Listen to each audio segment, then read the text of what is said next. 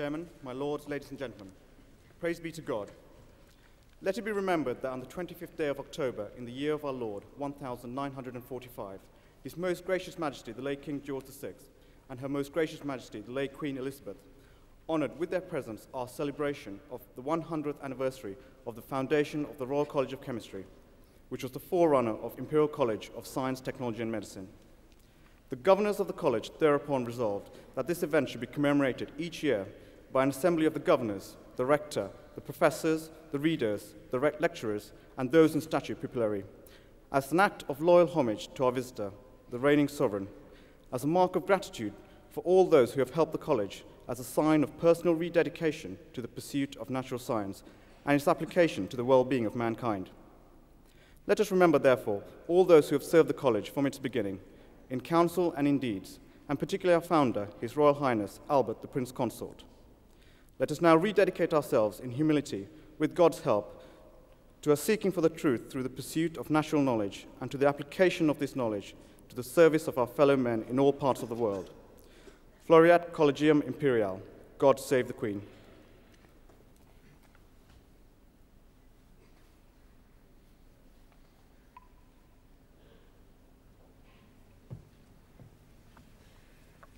My Lord Chairman, ladies and gentlemen, it is my very great pleasure to welcome you all to our Commemoration Day ceremony in this magnificent hall. This is our opportunity to recognise and pay tribute to the talent and knowledge we have gathered here today. It really is a day for celebration. Having been rector now for almost 2 years, I remain in no doubt that Imperial College ranks among the very best in the world in the fields of science, engineering and medicine. We have a unique array of disciplines and excellent staff and students who together further the frontiers of knowledge. During the year, our staff have continued to win national and international awards of excellence in their various fields. Many became Fellows of the Royal Society, the Royal Academy of Engineering, and the Academy of Medical Sciences. Congratulations to them all.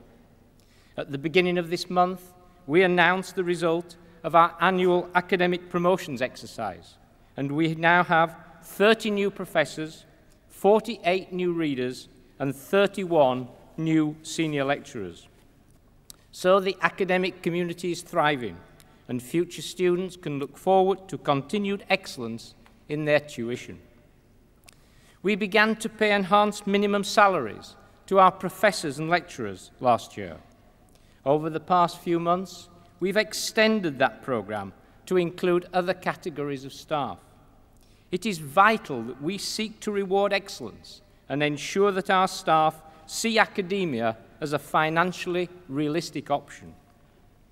Imperial also fared well in the national assessment of research quality, being rated above all other UK universities for its excellence. Those of you graduating today reflect that academic excellence. As Imperial scientists, clinicians and engineers, you are now equipped with the skills and the knowledge to make a vitally important contribution to society, a society in which knowledge is becoming a major driving force, a society undergoing rapid scientific and technological change.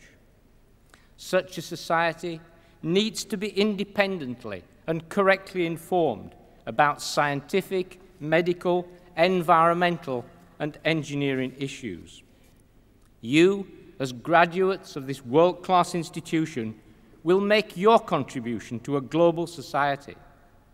Imperial is a genuinely international place. We have students and staff from over 130 countries around the world, and we are very proud of our global connections. We have major input into global research programs and attract significant funding as a result. This year, we received £20 million from the Bill and Melinda Gates Foundation to work in sub-Saharan Africa to control schistosomiasis, a parasitic disease that occurs in southern Africa, causing ill health in almost 200 million people in developing countries. Our partners in this are the World Health Organization and the University of Harvard. In biological sciences, Professor Andrea Crisanti, Dr. George Dimopoulos, and Professor Bob Sinden and his PhD student Dale Rain are members of an international team of researchers who recently announced a significant move forward in the efforts to combat malaria.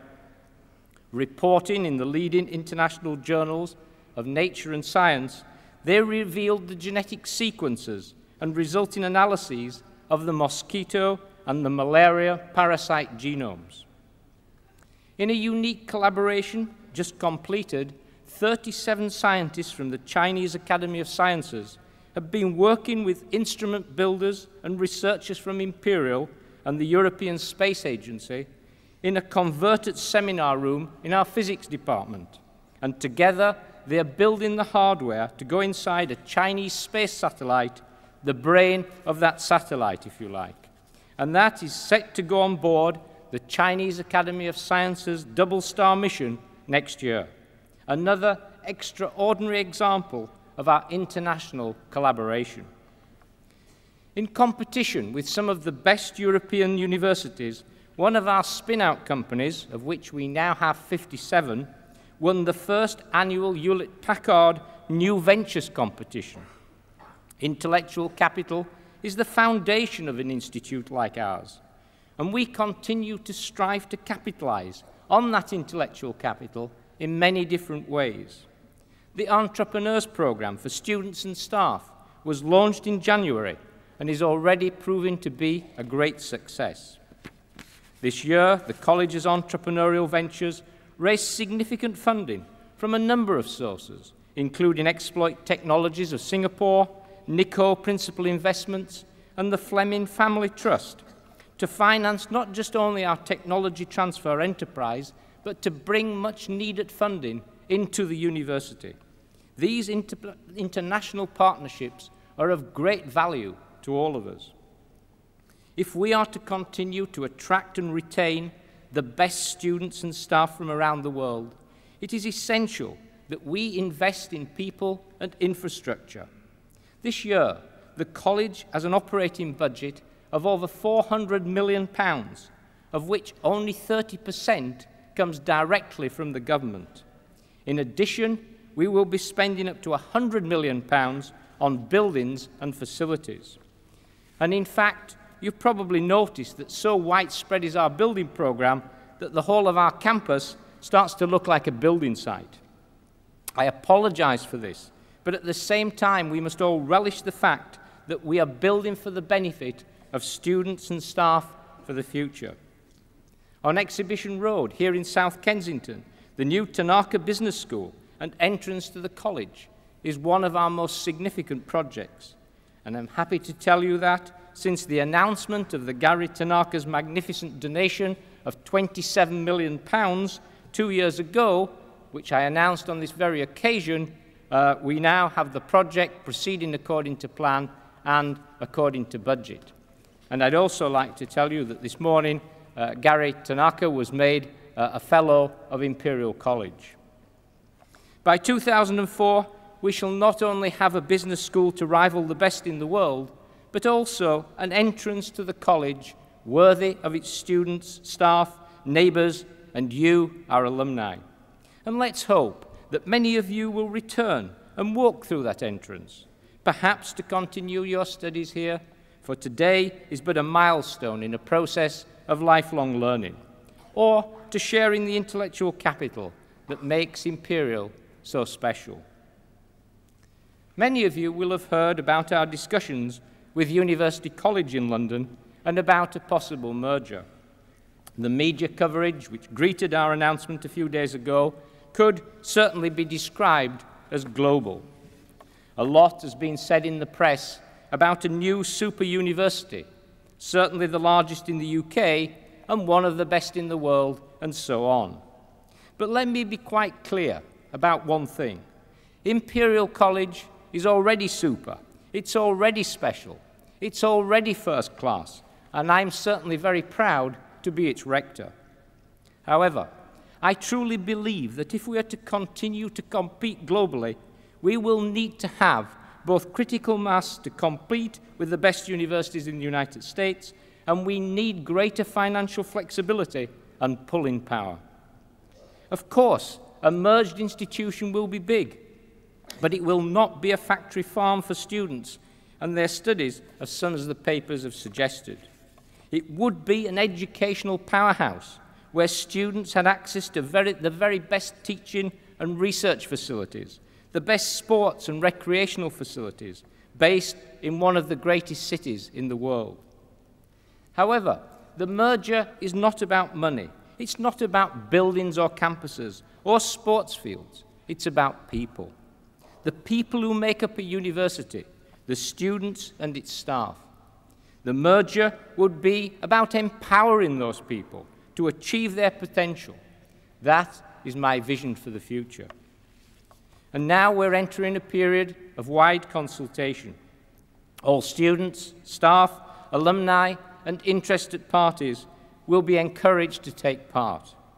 The merger website, which is now up and running, will give up-to-date information and have a mailbox for comment. We will then have a decision as to whether or not to proceed with the merger before the end of this year. Talking of the future reminds me that this occasion is all about the future, your bright, promising, and challenging futures. May I, on behalf of the whole Imperial College community, wish you all the very best. And now I'd like to give you all an opportunity to thank your families, friends, and guests for their support towards your success. Thank you.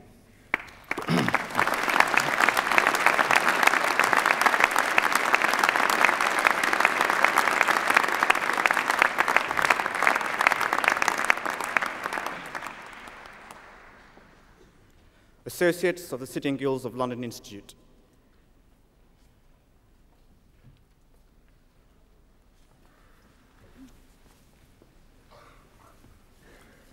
Chairman, as Dean for the Faculty of Engineering, I call on the representatives here assembled of the newly elected Associates of the City and Guilds of London Institute and those who have been awarded first degrees of the university to come forward to be presented to you, Chairman, in token of the congratulations of the Court and of all of the members of Imperial College.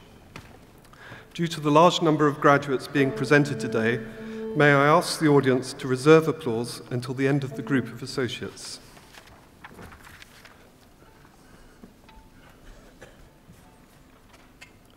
Duncan Ashley.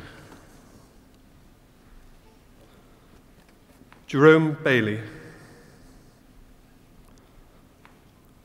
Luca Bonetto.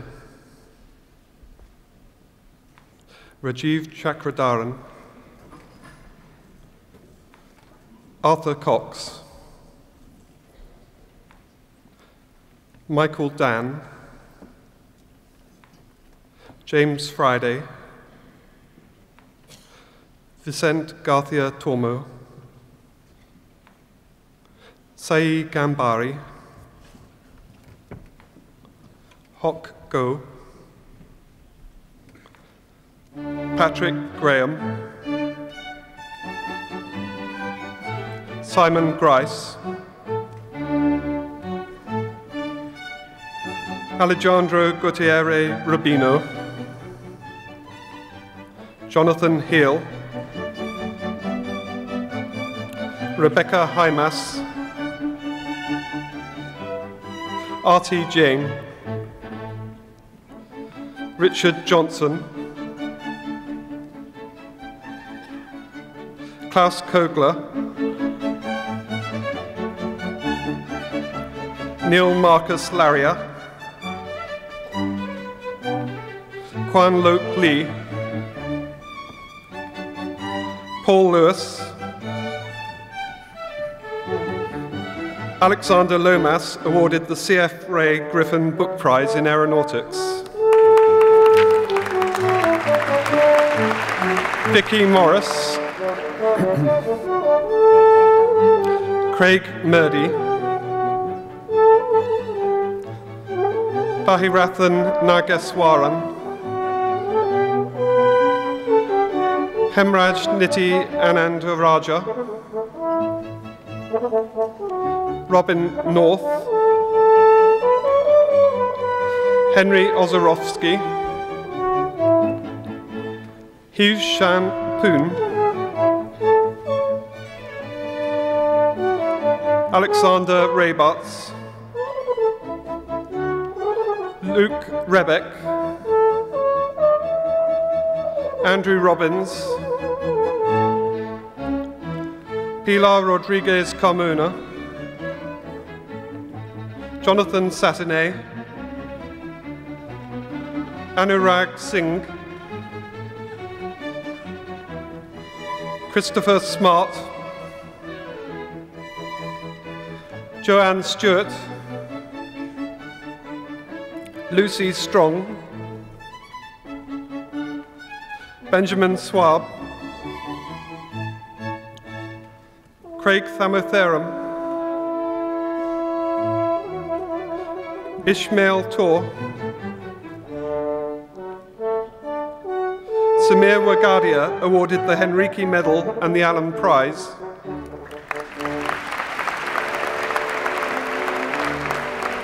Anil Abdul Jamil, Maud Anwar,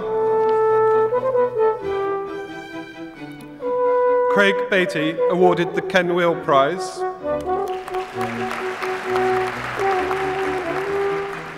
James Bloom, James Brace, Howard Buckley, Yu Chen, Chun Yi Cheng awarded a Shell Prize.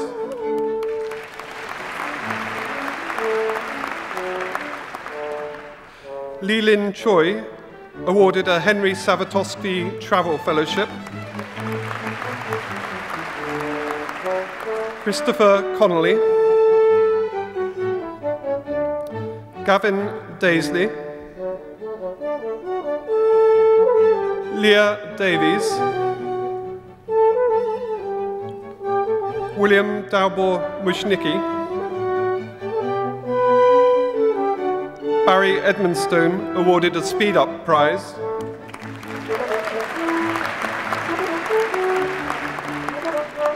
Ki Fu awarded the William Peck Book Prize and a Shell Prize. Chung Fu, Michelle Gallo, Samuel Hemmings, Ying Swan Ho awarded the Governor's Prize in Chemical Engineering and the Hinchley Medal. Andrew Holdsworth, Michelle Ip, Vidya Jardaf, Jirapon Kayusakan, Prasad Kenkari, Irfan Khalid, Zishan Khan, Nathan Curtin, Cleo Kontaravdi, Nisha Lakampur, Willie Lim, Anne Lynn, Robert Lloyd Williams, Hugh Maguire, Kevin McAllister, Patrick McCloskey, Norisman MD Yusuf, Simon Millman, Saqib Mirza, Karen Mulhall, Fadamatu Nyako, Hannah O'Shaughnessy, Sean O'Sullivan, Jamie Ogilvie Smalls, Esio Geni Oki, Lee Yen Ong, Amit Patel awarded a Speed Up Prize.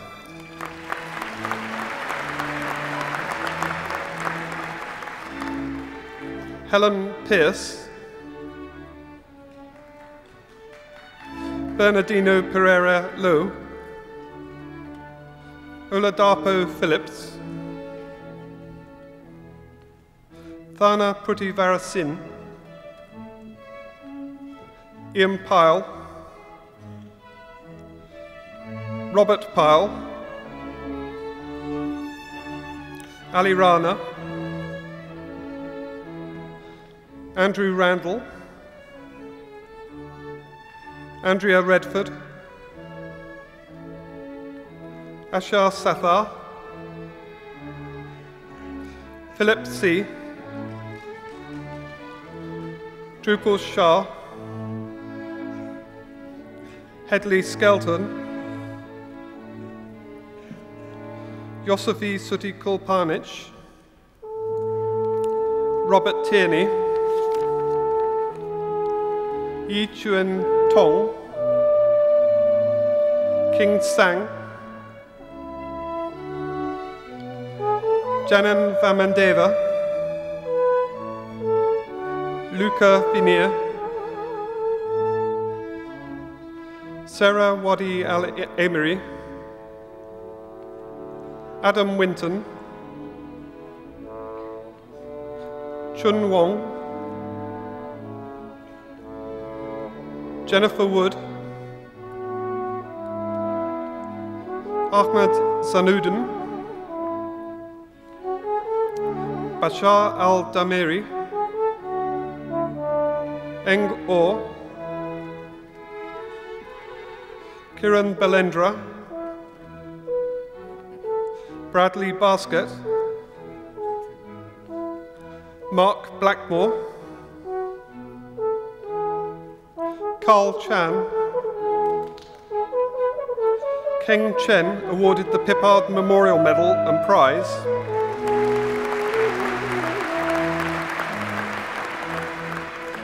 Vincent Chiu, Danny Kupusami, Owen Dannett, Michael Foundoukos, David Gallagher, Matthew George, George Georgiautsos, Lee Xion Go, Patrick Howdcow, Timothy Harris, Jonathan Jong, Adam King, John Corialos, Kyriakos Katinas, Ting Ting Quan, Chung Yin Lao, Kai Li, Remy Lee Kenji,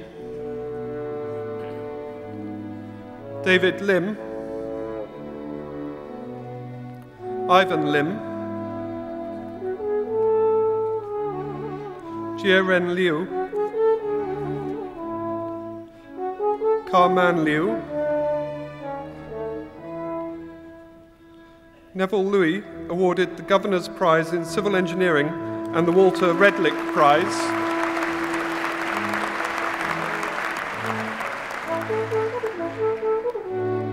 Sarah McCartney, Antonis Miselis, Laura Mitchell, Naif Moyuddin, Anhat Narula, Zhengleng Neo awarded the Skempton Prize.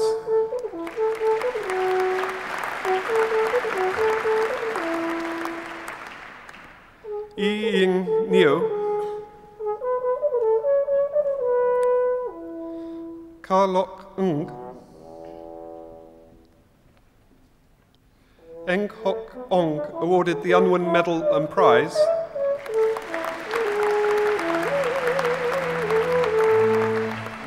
Paul Rogers. Sufyan Samsudin. Trina Scobie.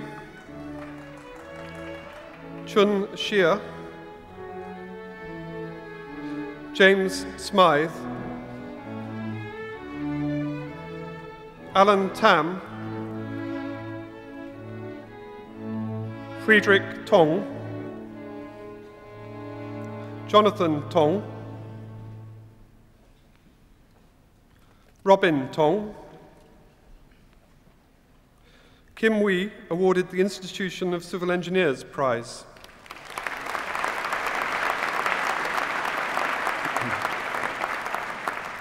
Ada Wong.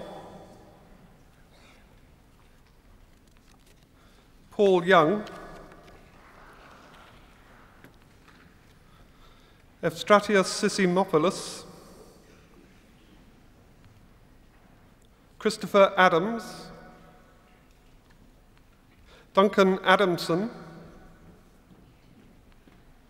Saiful Alam. Ian Angus. Mikdad Asaria. Edward Avis.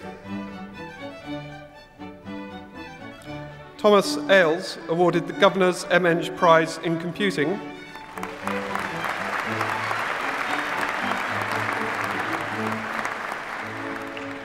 Shahzad Azam. Miles Barr. John Barrett. Graham Bennett. Alexis Biller. Vipul Basamia. Gerard Briscoe. Ben Capron. Marcus Casorario awarded a BT Group Project Prize in Computing.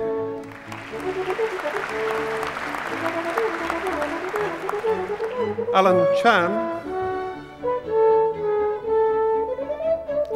Ka Lok Chan awarded a BT Group Project Prize in Computing.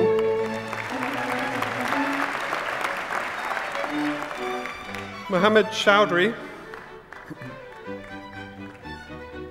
Anmol Chima. Brian Chiu. Cheng Han Chung. Anthony Chung. James Cook. Adrian Curtis. Baldev Dahili. Peter Daplin. Mark Dawson. Sean D'Souza. Olabunmi Ekiyoyo. Andrew Ferrier. Andreas Vigiland. Jonathan Fisher. Thomas Fotherby. Arnold Fung. Pradeep Gohil. Vishwas Gupta. Martin Hammer. David Hathi Ramani.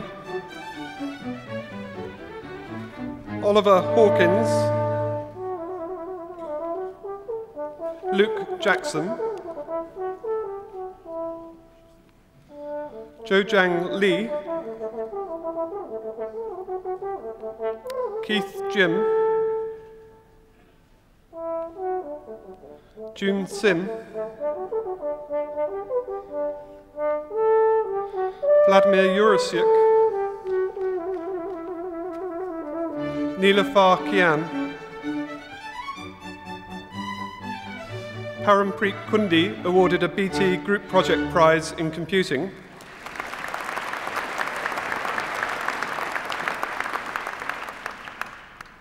Ashvin Kumar Ladd, Adrian Lewis, Lee Lim, Daniel Lister, Andrew Longwill, Nosherwan Malik,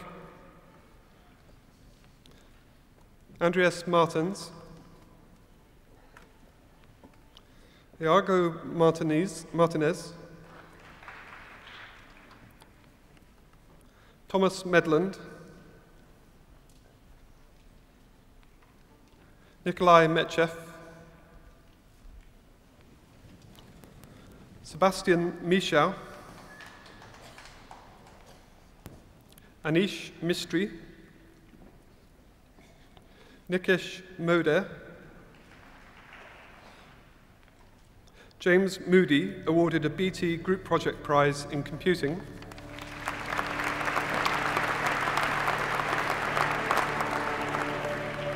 Henry Morgan,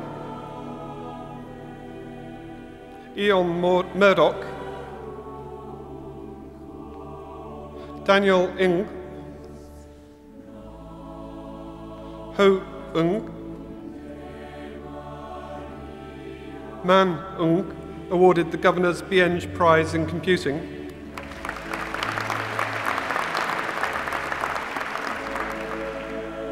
Carl Orbel,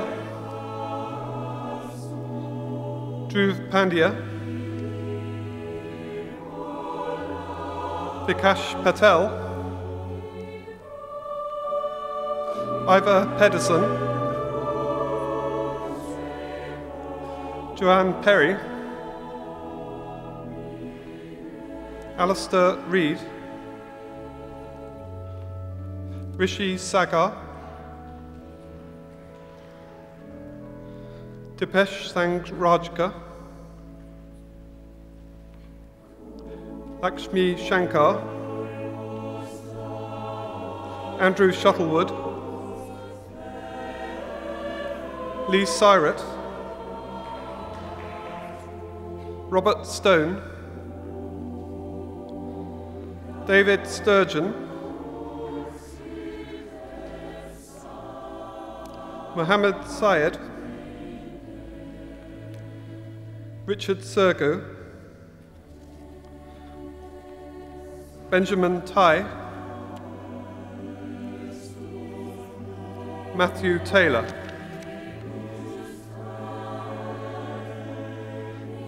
Pragi Tekasith,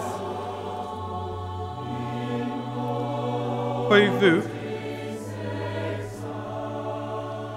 Ning Kai Wang awarded a BT Group Project Prize in Computing.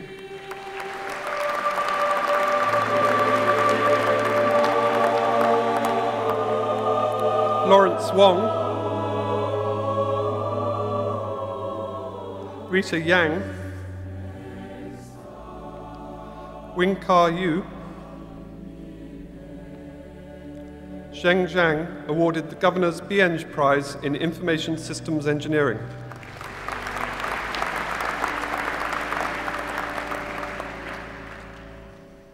Azrina Abdul Rahman, Dhruv Bavsa,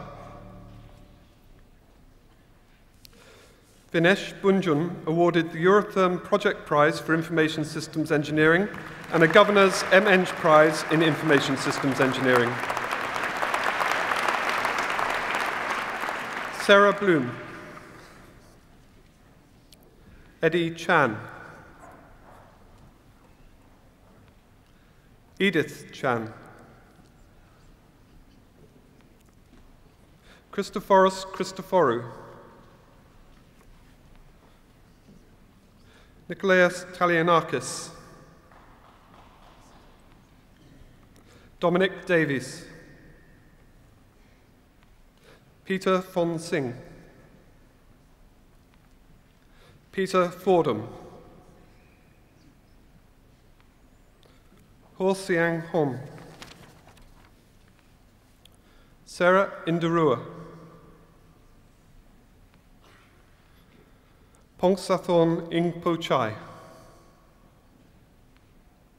Demosthenes Kaponis,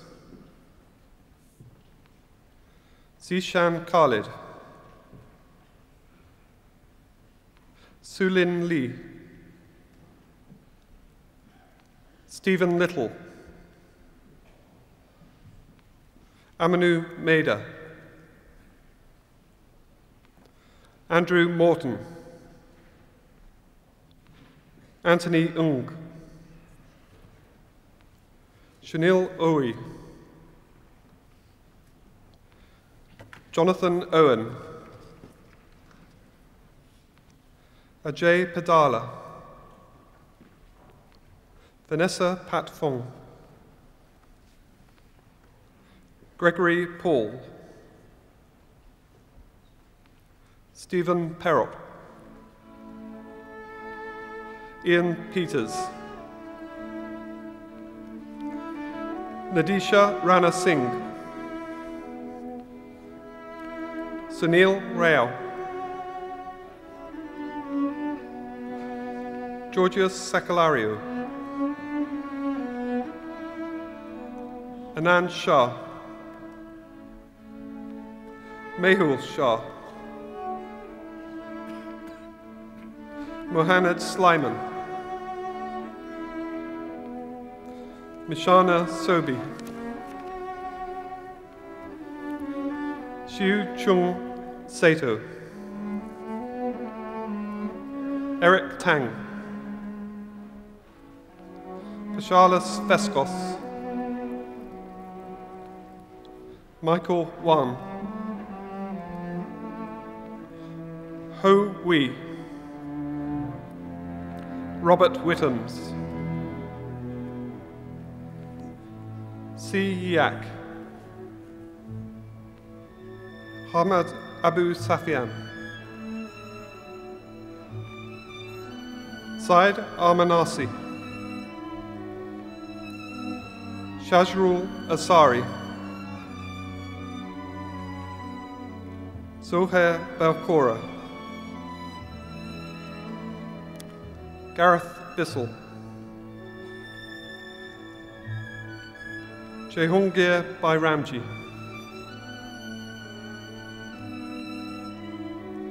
Hoyin Chan, George Cherian, Kanman Chu awarded the Institute of Electrical and Electronic Engineering Prize.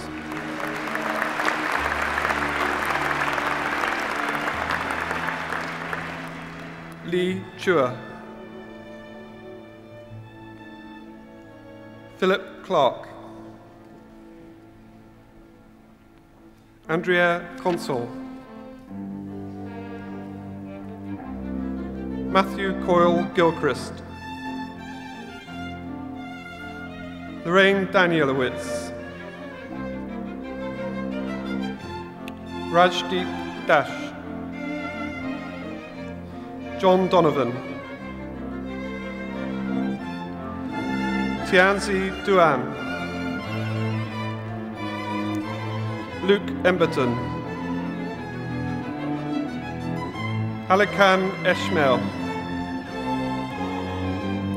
Jonathan Fletcher, Richard Frank, Vincent Fung, Alexius Gavriloglu, Carolus Georgalis, James Greatbanks, Thomas Greck, Irfan Habib, Jeremy Harrison, Jean Hentz, awarded the Terry Wadcott Memorial Prize.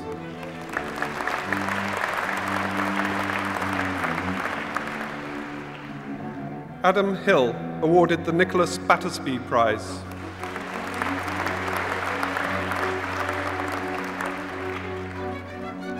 Antonis Hori,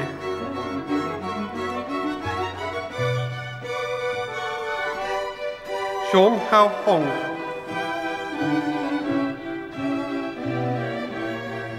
Haley Hung, Simon Hung, Henry Hunt Grubb, Oi Yi Ip, Matthew Johnson, Matthew Johnson,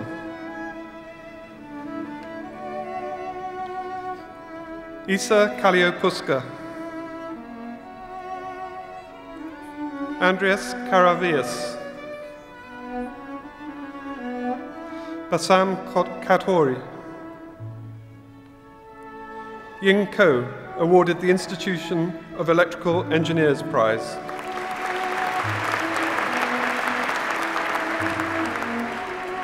Young Lei, Jaff Lau,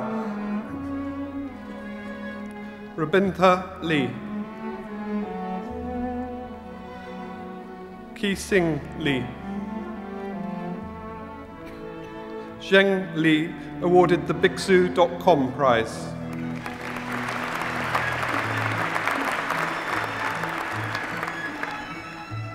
Benjamin Lim,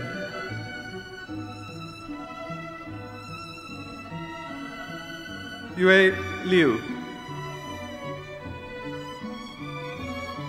Kai Lo, awarded the Henry Ford II Scholar Award in Electrical Engineering.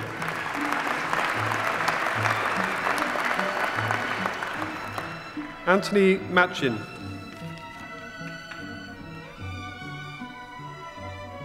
Andrew McLachlan, Derek Mack, Hussein Martin, Isel Master, Christopher McLean, Meetul Mehta, Wit Oima, Shant Oknayan, awarded the Lee Memorial Prize.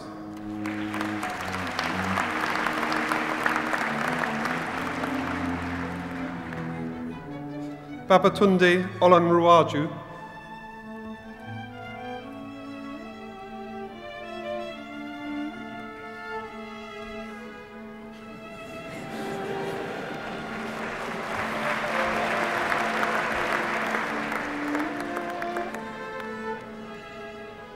Eugene Ong,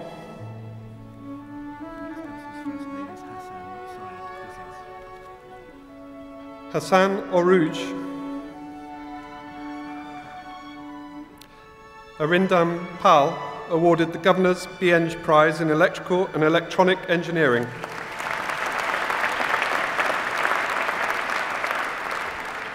Alexandros Papaspiridis, David Patterson, Andrew Pease, Alexios Philippides, Michael Preddy, Varian Kwa, awarded the Siemens Memorial Medal and Book Prize.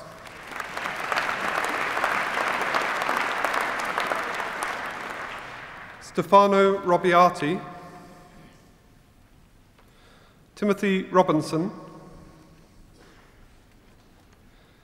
Anthony Rodriguez,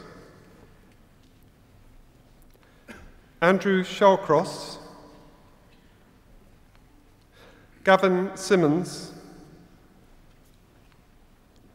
Olumeoa Sholodai, Andrew Stagg,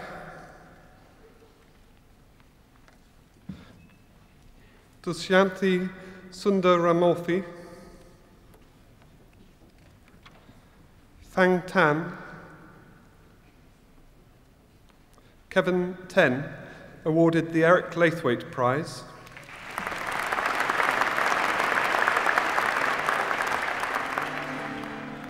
Chie Tong,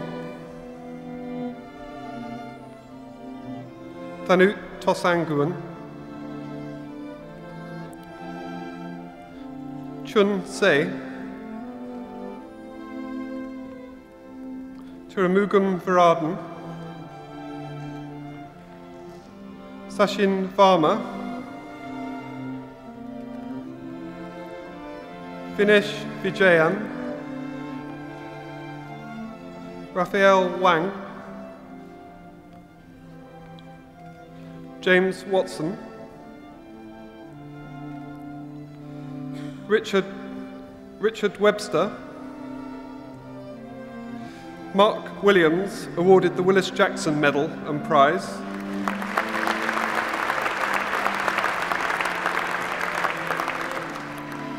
Stephen Wu, Rachel Yu, Ken Ewan, Mohammed Ahmed, Aswan Ali, Jonathan Arnold, Thomas Bayliss, Gareth Barber, Ryan Bezant, Minaki Borua, Omar Butt, Benjamin Cheeseman, Jin Tong Cheng, Yuhu Chung, Lai Cho, Benjamin Chuilong, Aaron Costel awarded the Bramwell Medal and the Henry Ford Second Scholar Award in Mechanical Engineering.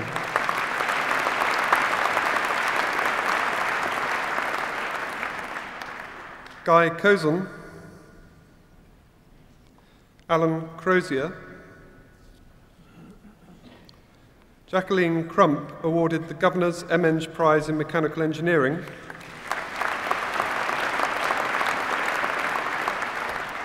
Catherine Davis, Rebecca Dawson, Samuel Downey, Sebastian Drury, Alexander Dunbar, Kareem El Khoury, Jonathan Ellis, Thomas Frankham, Ewan Freeman, Craig Fry, Johann Gerber, Christopher Glaister, Gavin Guljar, Matthew Harrison, Daniel Harvey, Jonathan Hurd, James Hutchings, Roger Jones, Miles Joint, Sven Juk, James Kelly, Car Kit, Yu Wei Liu, Christopher Liston, Martin Lord, Neil Luck, Giles Lunn, Alexander McGillivray Bogreen, Thomas Mayer, Mahmoud Akbar, Ken Mohammed Abdullah Ichihashi, Angela Nimmo,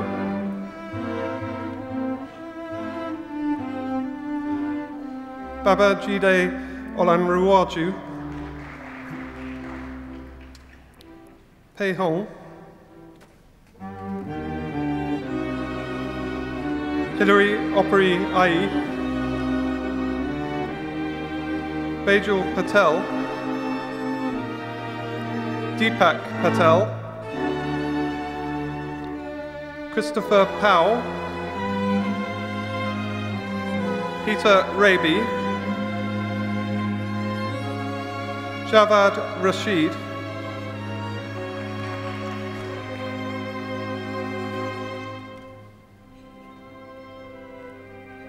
Robert Reed awarded the Institution of Mechanical Engineers Prize.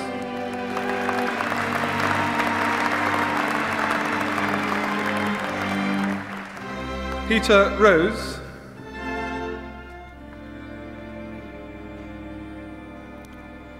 Fazafong Sangwam Piapan, Stephen Scott, Martin Seesman, Se Yang Seat, Evangelos Sigalis, Kevin Sim, Visam Sehan, Richard Swainson, Nicholas Taylor, Seong T,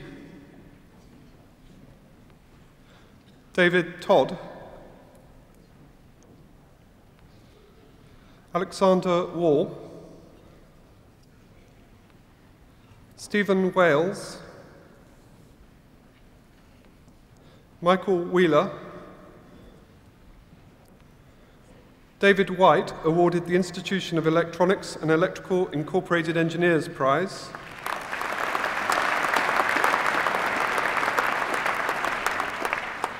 Christopher Young, John Blazer, Tom Clapton, Peter Leung, Chung Tan,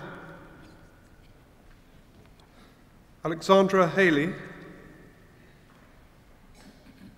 Manjit Baku, Ian Witts, Johan Lim,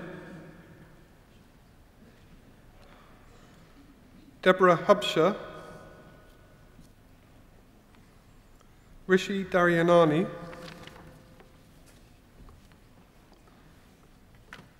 Monsef Tamfor, Partha Lal, Si Ong awarded a Shell Prize.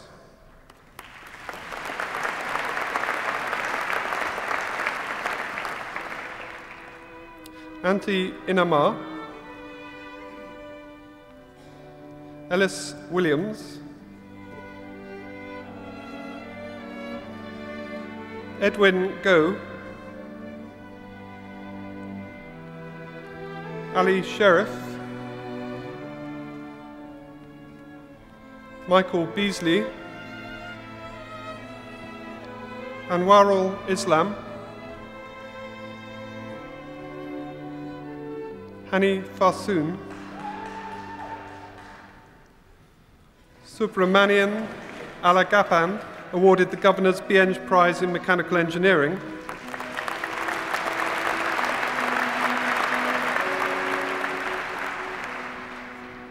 Kian Chan, Samuel Bale, Gregor Mirgans von Mediasa, Yok Yap, Rajiv Parma, James Carroll, Edward Carpenter, Maurice Pigat,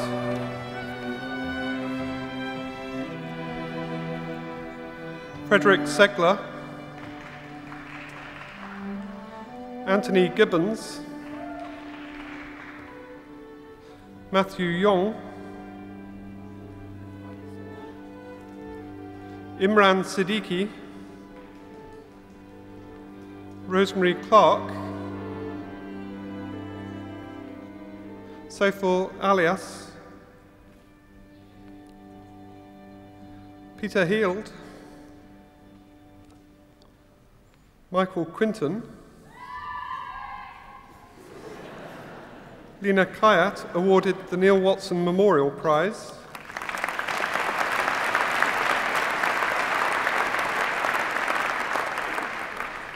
Ahmed Rahman, Sunju Tok, Richard Worthington.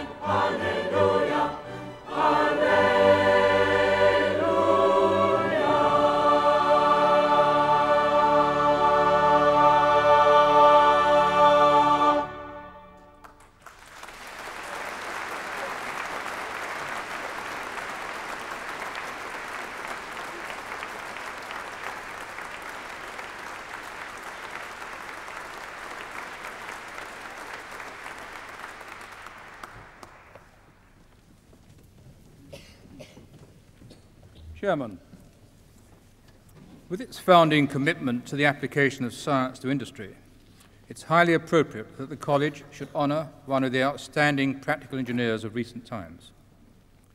Philip Ruffles retired last October from his position as Director, Engineering and Technology, the most senior engineer of Rolls-Royce plc, thus concluding over 40 years' outstanding service to both his company and the profession of engineering.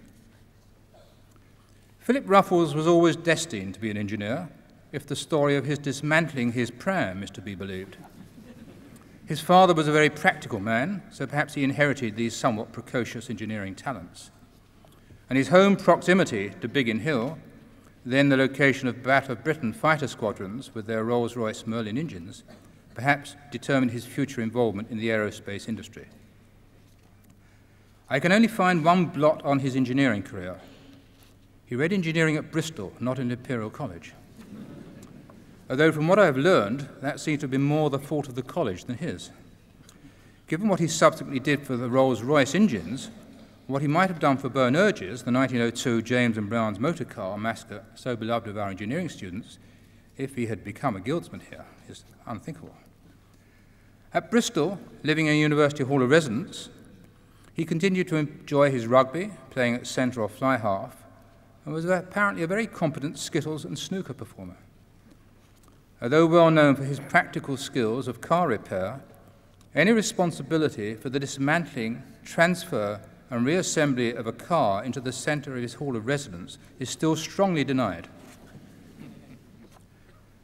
On graduating with first-class honours from Bristol, he served a graduate apprenticeship with Rolls-Royce, the firm with which he was to remain the rest of his working life.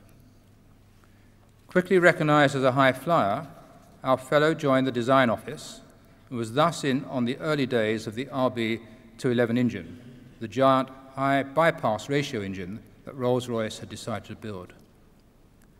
Progressing from project development, he became project engineer and finally chief engineer, and the gradual improvement in not only the performance of these engines, but the reliable delivery of that performance, achieved by resolving an extraordinary variety of engineering problems, proved the foundation of Rolls-Royce worldwide success.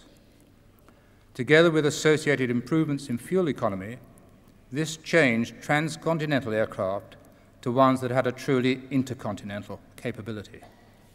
The success of the RB211 programs throughout this period owes much to our fellows' personal contribution in both technical leadership and the management of a large engineering team working on the most complex technical issues. In confirmation of his versatility, he had a 3-year diversion as head of engineering for helicopter engines.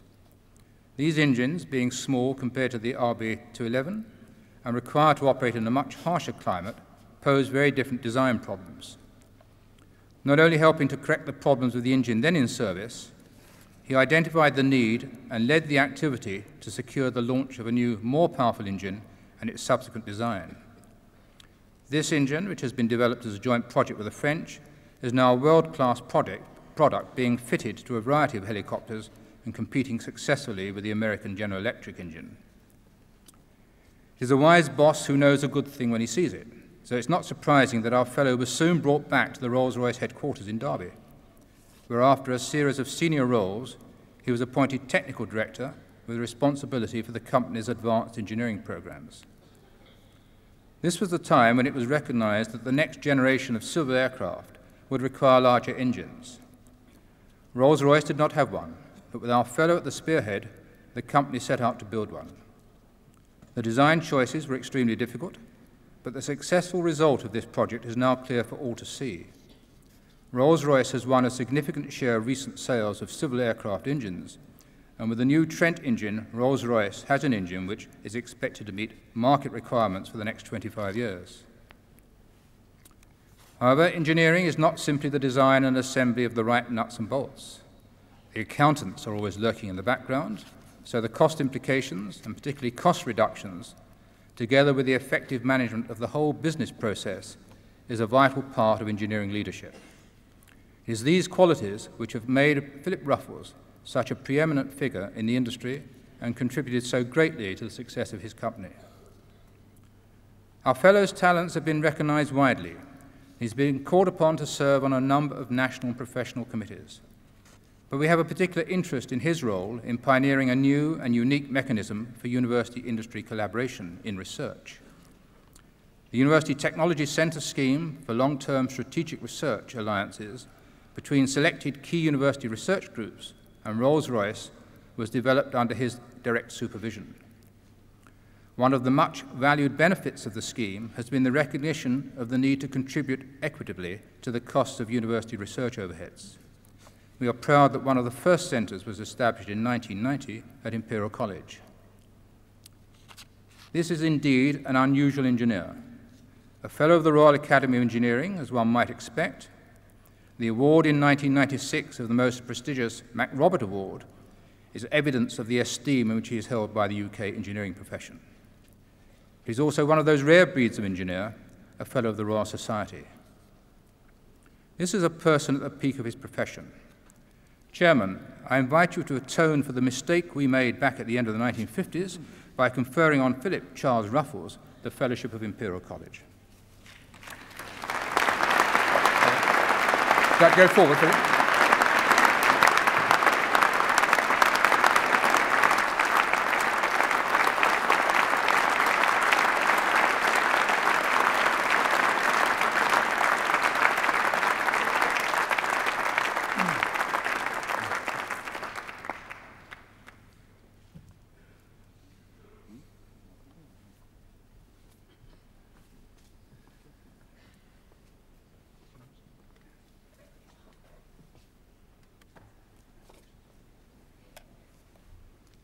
Chairman, the transition from small boy riding on a bullock cart on his grandfather's rubber estate to internationally known statesman riding Concorde to meet world leaders is just one measure of the extraordinary life and times of our new fellow, Mr. Lee Kuan Yew. There are, of course, other ways of measuring the transition he has seen. Perhaps somewhat unusually, the requirement at various stages of his life to be able to sing one or other of 4 national anthems: Britain's God Save the Queen, Japan's Kimigayo, Malaysia's Negara Ku, and Singapore's Majula Singapura. However, as to his musical ability and the tunefulness of his renditions, I've been unable to gain any evidence. Born into a family with an Anglophile grandfather, his birth names included Harry as well as Kuan Yew, an appellation which was to cause him some slight embarrassment at his Chinese primary school, and which is one which he has gently discarded publicly. although I understand that Lady Thatcher always fondly referred to him as Harry. His fluency in English, through speaking it at home, in the family, and during his secondary education at Raffles Institution and his first degree studies at Raffles College, was to be an immense boon, although it did cause him some difficulties in his early political life, when he found he had to study hard to master Chinese dialects in order to reach effectively the bulk of his potential electorate. Nevertheless, he had been able to turn his English ability to advantage during the Japanese occupation of Singapore, when, required to work scanning intercepted cables of Allies news agencies, he was able to disseminate, albeit with great care, the news that the war was going badly for Japan. Our fellow maintains that he learnt more from the 3.5 years of Japanese occupation than any university could have taught him. It was a degree in the realities of life. But it has given him the opportunity to claim what few other political leaders can claim, or at least are prepared to admit, that he was a highly successful operator on the black market. Perhaps his most successful operation, which in some ways helped to change the course of his life, was to provide a supply of stationery gum, then in short supply. With the aid of a science graduate friend, subsequently his brother-in-law, he developed and marketed in empty Scott's emulsion bottles, with an attractive label designed by another friend, a sort of gum using tapioca flour and carbolic acid. The gum was marketed under the name of Stickfast, an apt description, perhaps, of the principle followed in the ups and downs of his subsequent political life. It was the profits made from this gum-selling operation that helped fund his higher education experiences in the UK, the country to which he set sail in 1946. After a brief flirtation with the LSE, he went up to Cambridge, to Fitzwilliam House, to read law, and in due course to be called to the bar at the Middle Temple.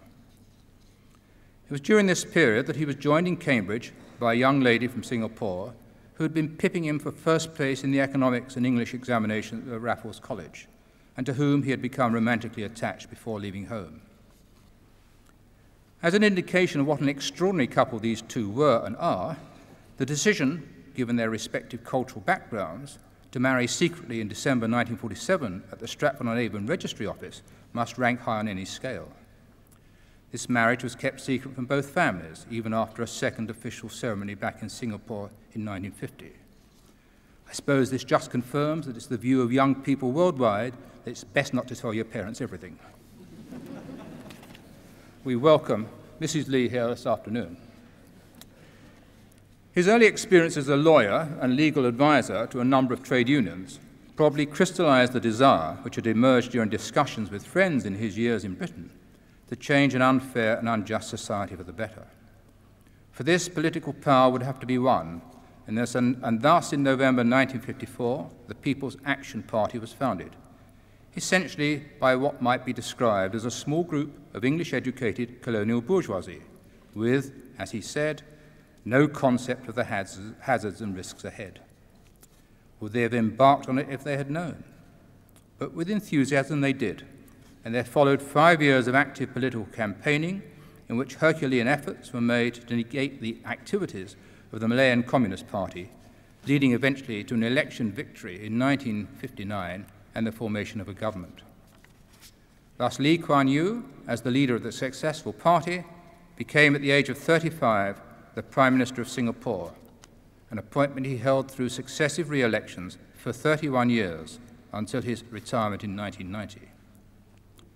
And what a tumultuous 31 years these proved to be. He will maintain that the single decisive factor in the successful development of Singapore was the ability of the ministers he gathered around him and the quality of the civil servants who supported them. But there is no doubt who was the driving force. Pragmatism was central to the operation of this government. The acid test applied to every scheme or theory was, would it work? Never willing to become a prisoner of theory, reason and reality were the guiding factors. As our fellow has said, he has always aimed to be correct in his dealings, but not necessarily politically correct. And I suspect that he has watched with a little secret amusement some of the recent developments in Western societies. Nevertheless, the emancipation of women was one of the early planks in the new government's portfolio of policies. There was a firm conviction that women should be on a par with men with the same education and enabled to make their full contribution to society. a woman's charter was passed into law within a year. There was also an early realization that if Singapore was to succeed as a great trading, financial, and entrepreneurial center, essentially to pay its way in the world, then English needed to be the working language. In the communal ethos of the 1960s, this required careful and sensitive handling, but slowly and patiently this was achieved. Given our fellows' background, it is not surprising that education was also an early objective. Giving every child a place in school was one of the first programs, implemented with panache under the guidance of our fellows' gum-making friend of yore, now the Minister for Education. The policy of sending some of the brightest students overseas for their university education was continued and extended by means of more scholarships. History has locked Singapore into the British educational system, and by the late 1990s, some 5,000 Singapore students were studying in UK universities. For many years, Singaporeans have comprised one of the largest and brightest group of students who come to Imperial from overseas. Nevertheless, although great emphasis has always been placed on education as a route to the top, a disciplined mind able to marshal facts and figures is not enough. Leadership requires more than this.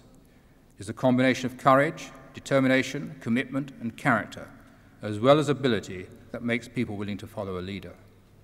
That our fellow had these characteristics in plenty is unquestionable. Stamford Raffles found an island in 1819 of 120 fishermen and turned it into a great trading and commercial center on the sea route from India to China. The effects of the Second World War and the withdrawal of the UK from Southeast Asia, together with the threat of communist insurgents, left Singapore in a precarious position. Its transformation in the last 30 years or so, from the third world to the first, is an amazing story, and its principal author stands here before us. Made a Companion of Honor in the 1970 New Year Honours List on the recommendation of Harold Wilson, a Knight Grand Cross of the Order of St. Michael and St. George by the Queen during her visit to Singapore in 1972, and made a Freeman of the City of London in 1982, I hesitate to suggest where the Fellowship of Imperial College stands in this accolade of honours. Perhaps, Chairman, it is thus that Mr. Lee Kuan Yew honours by becoming a Fellow of Imperial College, the award of which I now invite you to confer.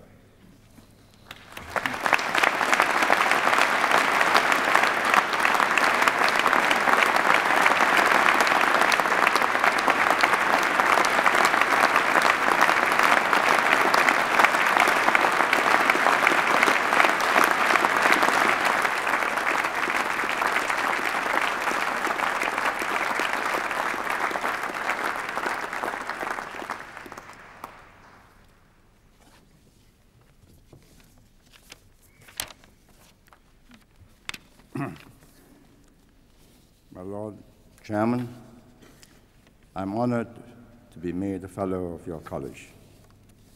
Many Singaporeans have graduated from this college over the decades, and there are quite a number who will receive their degrees today.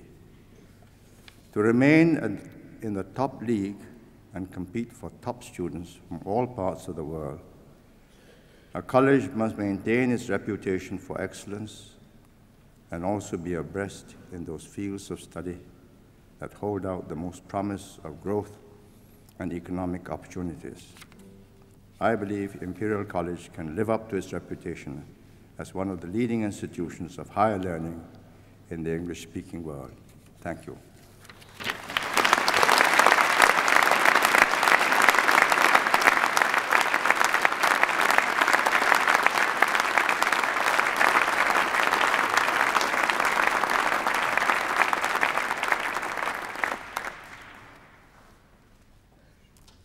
Associates of the Royal School of Mines.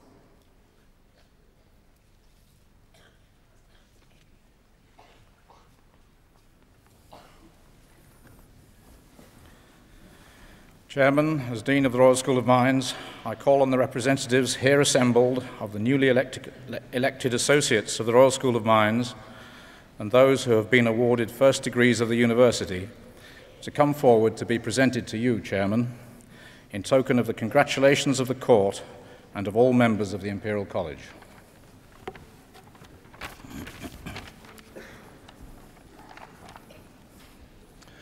Ahmed Aden. Simei Adil, Folarin Alakija,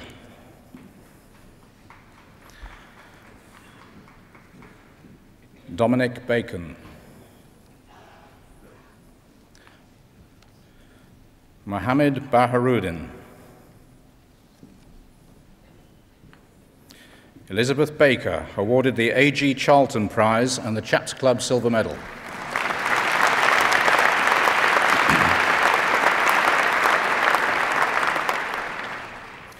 Ludmila Basava Reddy, Rebecca Bishop, Paul Brewster, Jessica Byers, Philippa Kerr, Daniel Carvick, Janet Chandler, Alexander Christophis, Christopher Collinson, Reese Cutler, Nia Davis, awarded the Illing Prize.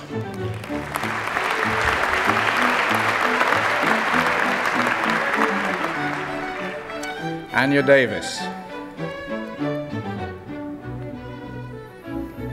Karina Fernley, Katie Finch, Louise Fisher, awarded the Clement Lenay Foster Prize and the Governor's BSc Prize in Geology.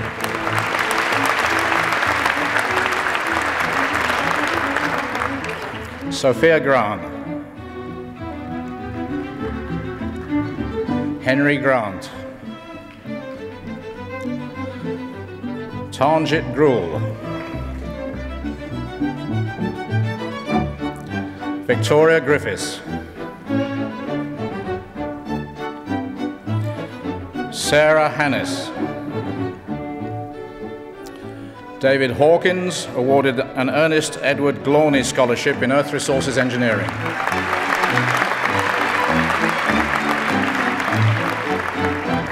Graham Johnson, Chi Lei, Nicholas Lloyd, Georgina Lorriman, Hugo Mackenzie, Mohammed Mansouri, Andrew Mason, James McClusker, Mary Michael Lallock, awarded an Institute of Petroleum Prize in Environmental Issues.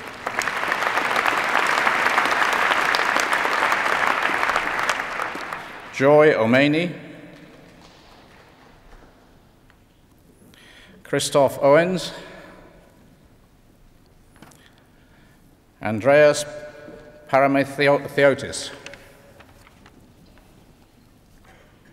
Nicola Roberts, Victoria Roycroft, Marie Segond, Matthew Sellers, Felicia Shaw, Scott Silverthorne, Charlotte Taylor, Edward Townend, Wang Vong, Summer Walker, awarded the A.G. Charlton Institution of Mining and Metallurgy Prize and the Governor's MEng Earth Resources Engineering Prize. Lauren Watt, awarded the Governor's Prize in Geology and the Watts Medal.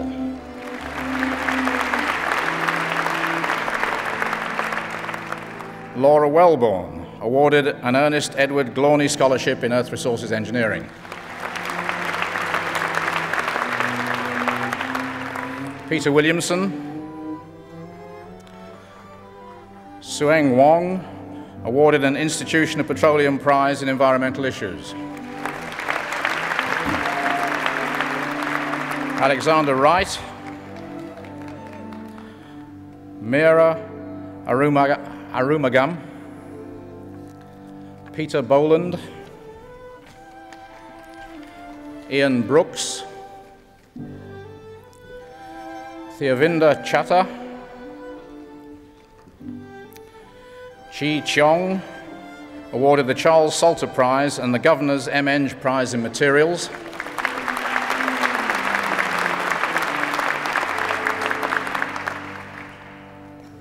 Stephanie Dawson, Andrew Dorban, John Elmer, Yen Gan, Matia Ganisan,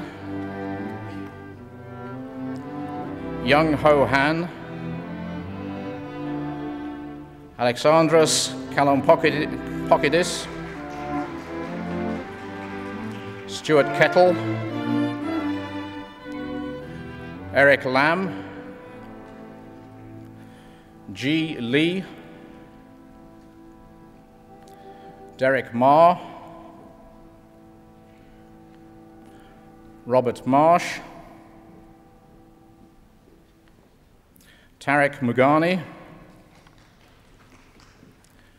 Karen Ung, Ping Ung, Onyeka Odili, Munawar Patel, Michael Rushton, awarded an Ernest Edward Glawney Scholarship in Materials.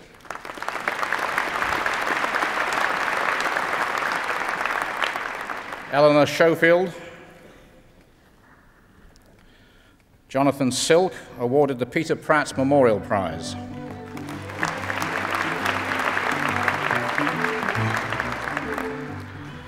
Piyusha Subagra, Sung Soo, Kay Tan, awarded the Governor's B. Eng Prize in Materials.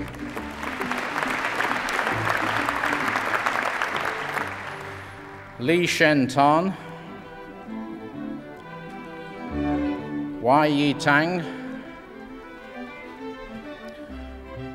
Graham Todd, Nikolaos Vallis, Z. Young, awarded the Bessemer Medal.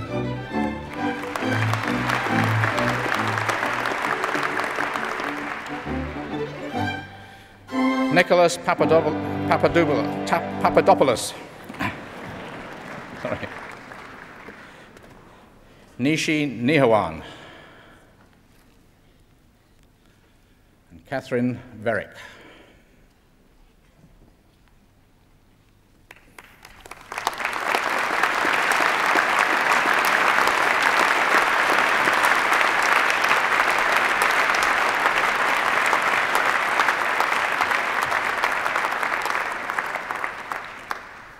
Associates of the Royal College of Science.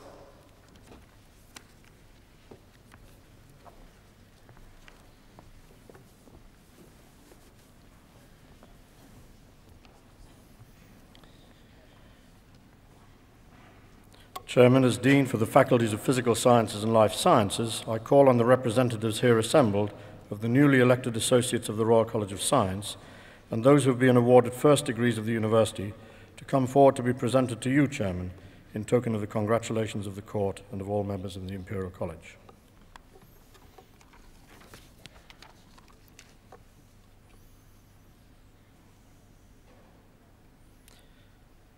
Alessandra Adami, Emily Adams, Nona Ahmad, Fatima Ahmed, Cassandra Aldrich, awarded the June Mahan Memorial Prize.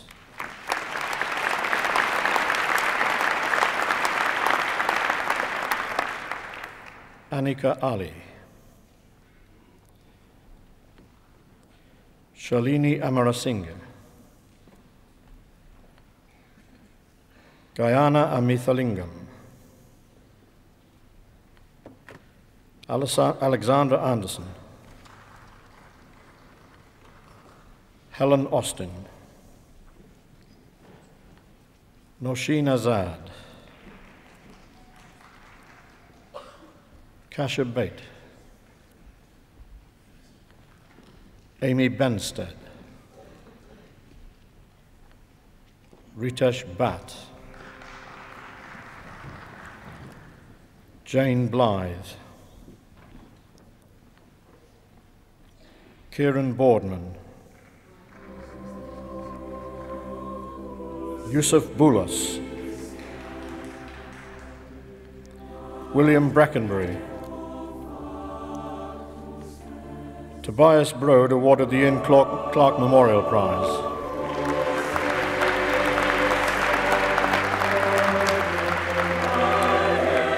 James Brown awarded the Governor's Prize in Biology.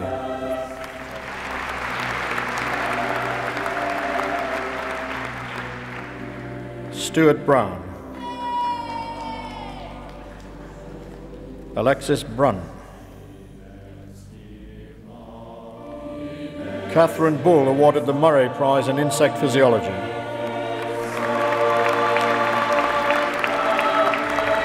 Nikki Cahillane, Alex Cayley, George Callahan,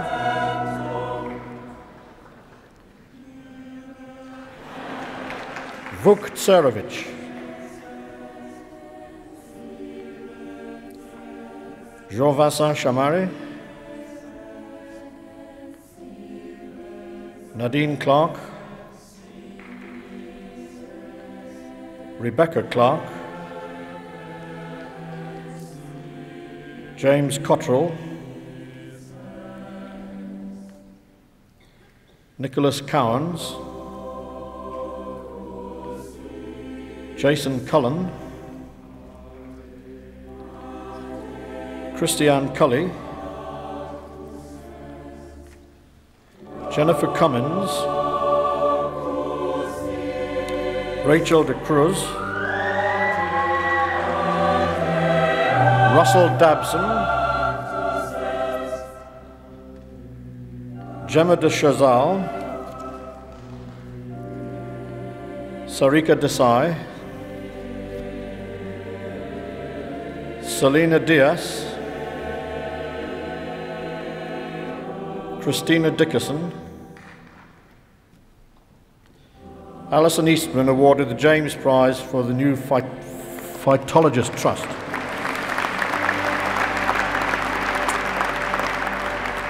Miriam Eckert awarded the Forbes Memorial Medal.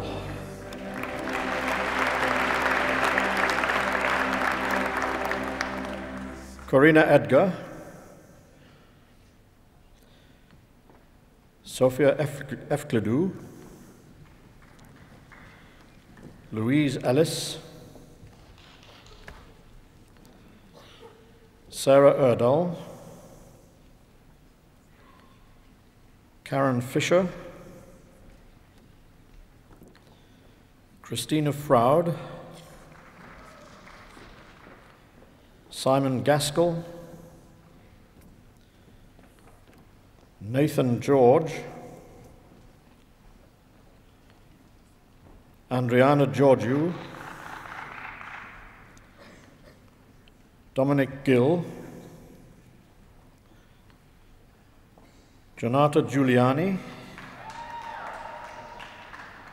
Rebecca Goodwin, Scott Goodwin, Elizabeth Granger, Timothy Grant,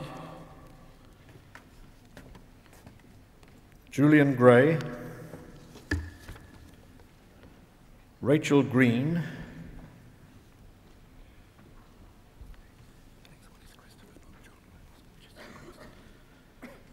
Christopher Grimsdick,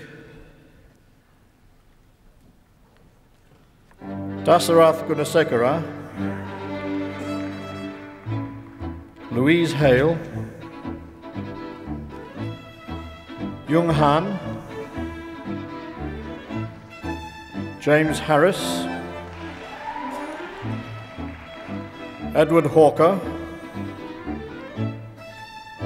Christopher Heaton, Louise Hines, Helen Hobson, Jamil Ibrahim Basha, Amina Jafrabadi, Jiajang Li, Sarah Jenks awarded the Governor's Prize in Biochemistry.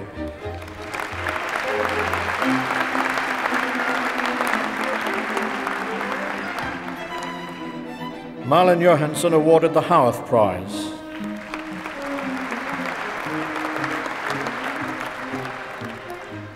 Laura Johnson, Richard Johnson, Mark Jutton, Kai Kay, Aisha Kent, Afifa Khan, Farhan Khan, Samir Khan, Judith Königshofer, Su Kwa, Hui Li, Mai Ching Li, Vivian Lee, Anthony Lee,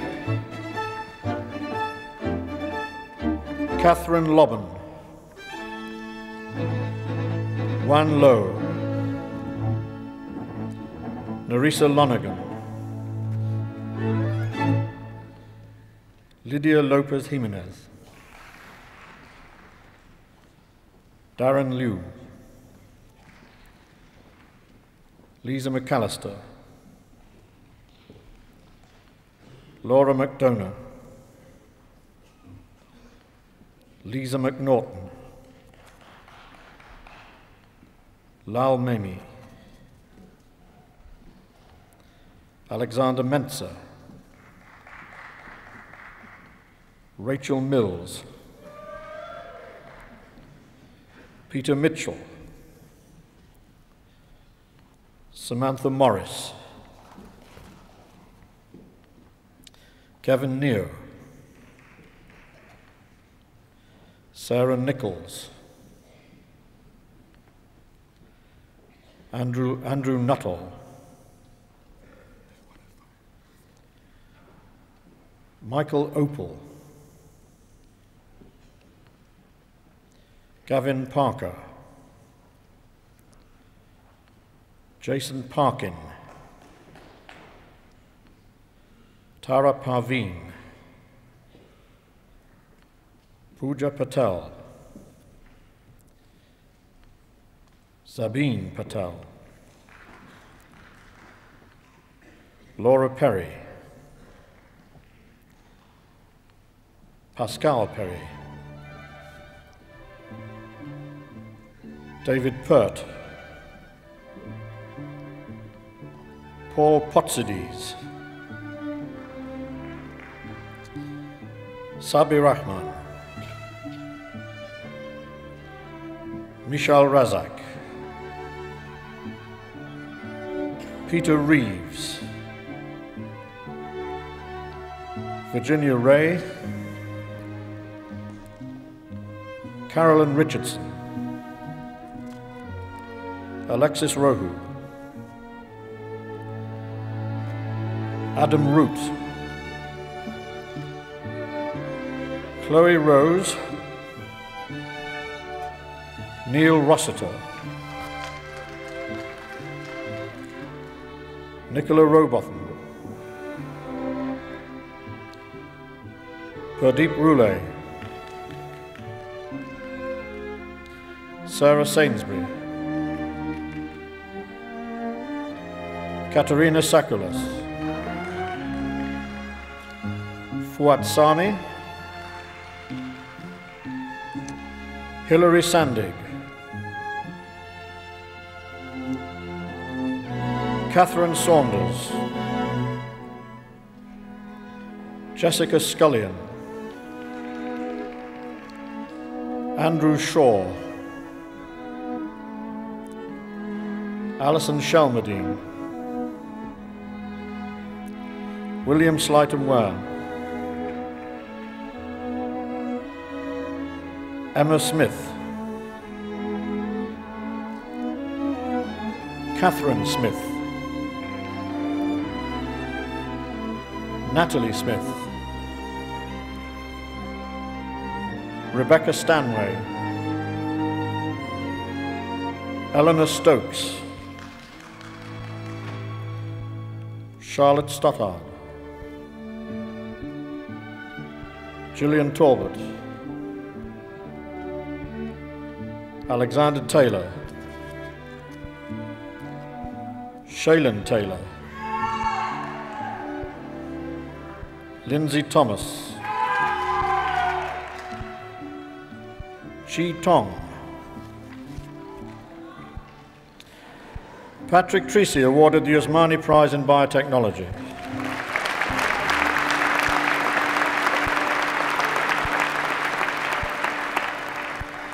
Yanis Titsevits, Susie Turnbull, Jerome Verita, Anthony Vernon, Koan V, Naiko Wakatsuki, Samuel Wilcox, Melody Williams, Jessica Wong, Supitpong Wongsaraj, Kelvin Wu, Amanda Yo, Paul Young awarded the See You at Stickings Memorial Prize. There are two, sorry. Hold on. Paul Young, Alice Sangrandi, Tina Stagno Del Contres, Laura Dublé, Susan Shee, Sophie Sharp, Dimitris Iliopoulos, and Jaisal Punjani.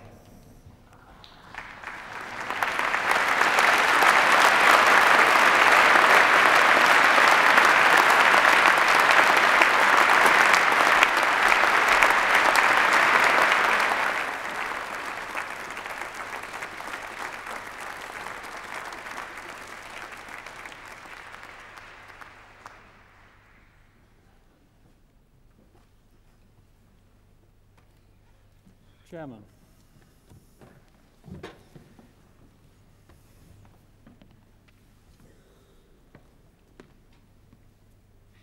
Imperial College has gained a worldwide reputation for its research, but this should not be allowed to mask the attention we've always given to teaching.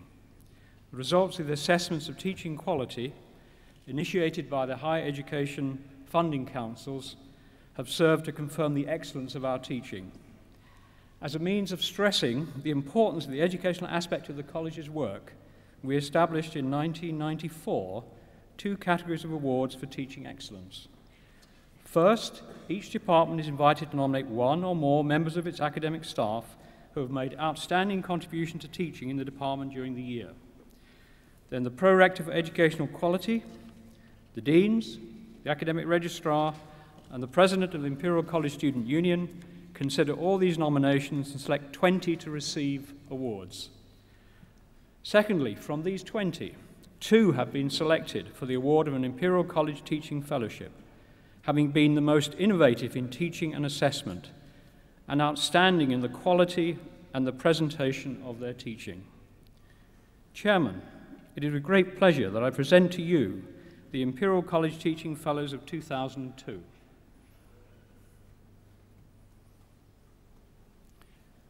From the Department of Computing, Susan Eisenbach. You can move forward.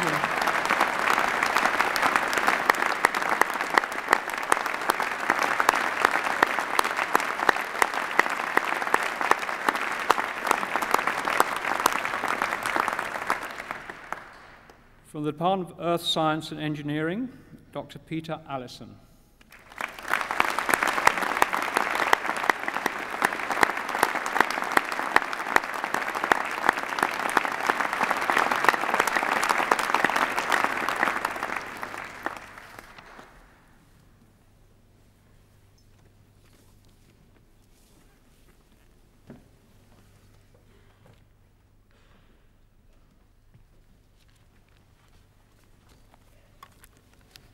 Rector, distinguished fellows, ladies and gentlemen, I'm increasingly conscious over the years in presiding over these ceremonies of the very large number of graduands who pass across this platform with very little opportunity to engage them in any conversation at all. So before bringing this ceremony to a close, I must just add a few words of my own.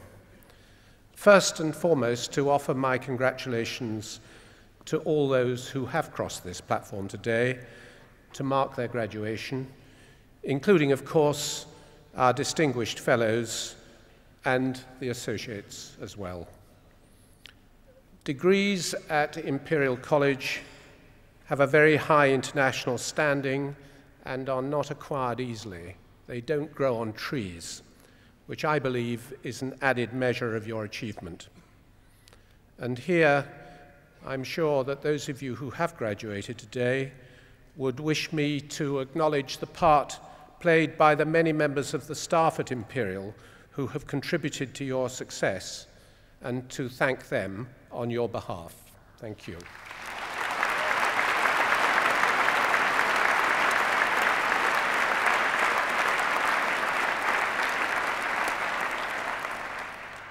Not least at the end of this ceremony, I should like to offer my personal welcome to all your families and friends, who in many cases I know have traveled very long distances indeed to join you for this special event. And more than that, I should like to thank them for the support that they have been giving to you during your time here. For in any period of long and demanding study, as I know well, there are moments of uncertainty when progress seems uncertain and morale is low.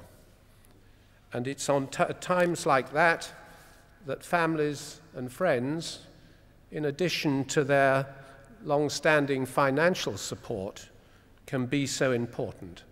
So thank you again very much for the support in all its forms that you, your families and friends have given.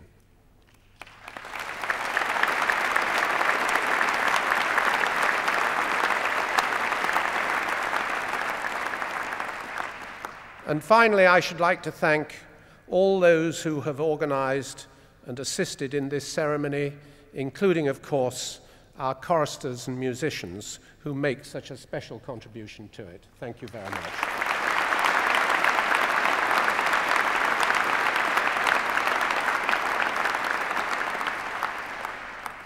For those of you who are now leaving Imperial College, I wish you all success in your professional careers that lie ahead. And as you move forward through those careers, do please keep in touch with Imperial, which above all is concerned with the practical application of science, engineering, and medicine to useful purposes throughout the world, and therefore your continuing contact is very relevant in that regard. So now is the time to savor and celebrate your success with your family and friends, and when you've done that, please travel safely. Thank you. Thank you very much.